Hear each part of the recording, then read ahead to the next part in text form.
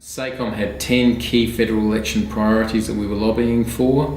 Amongst those were the abolishment of the minerals resource rent tax, the carbon tax, and significant changes to the petroleum resource rent tax. But perhaps one of the most important ones was the introduction of a minerals exploration tax credit.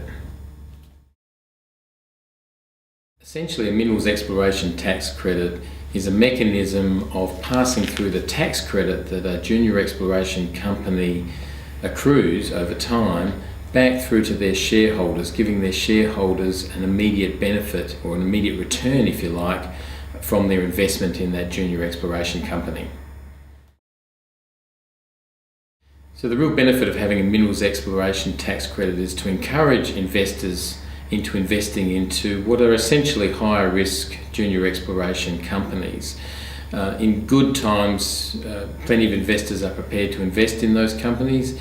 When things are perhaps a little bit tighter, they're looking for more immediate returns, and this gives them that option, if you like, of having a dividend while still potentially getting the longer term benefits that comes from investing in junior exploration companies.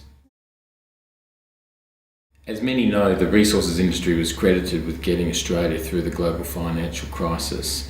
But in actual fact, whilst we focus on the big miners and the big minerals exploration plays, the reality is it's the junior exploration sector that does the hard yards to go out and find the resources in the first place.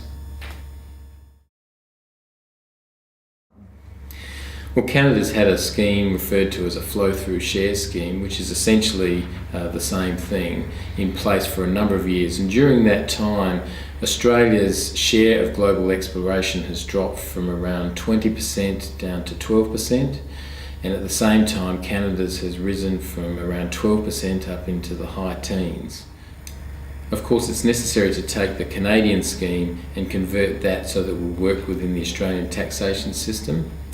And Alice McCleary, SACOME counsellor and taxation expert, authored this new scheme that we have for Australia back in 2008, and that's been widely accepted throughout the exploration sector and by our counterparts in other states.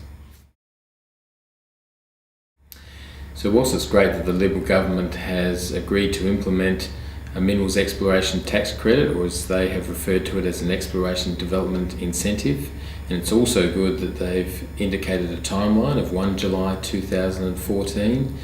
It's actually a fairly tight time frame in terms of their legislative agenda, and it's important that we continue to work with the government to make sure we get the formation of the policy right. It's also important to work with not only the government but also the opposition to ensure that it is actually implemented within the time frame.